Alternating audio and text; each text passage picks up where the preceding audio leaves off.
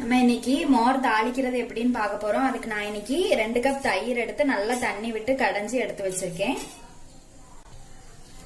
தாளிக்கிறதுக்கு கடுகு, உளுந்து, கருவேப்பிலை, ஒரு வரமிளகாய் எடுத்து வச்சிருக்கேன். நம்ம இப்ப எப்படி பண்றதுன்னு பார்க்கலாம்.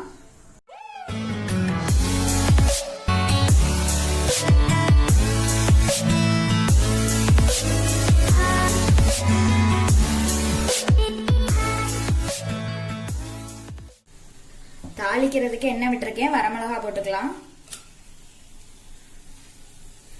உளுந்தம்பருப்பு,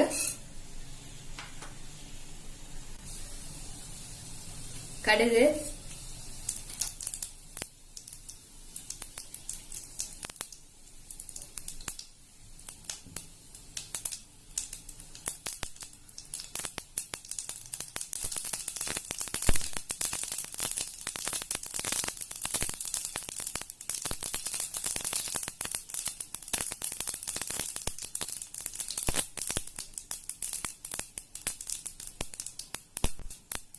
கருவேப்பிலை,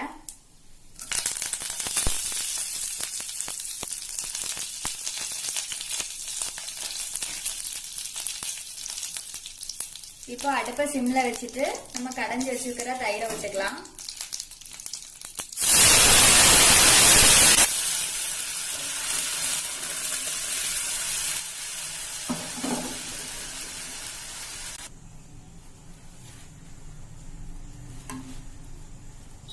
இது கொதிக்க கூடாது. ஒரு 2 நிமிஷம் அப்படியே சூடானா போதும். நான் இதுல உப்பு போட்டு தான் கலக்கி வச்சிருக்கேன், அதனால நான் இப்ப உப்பு போடல.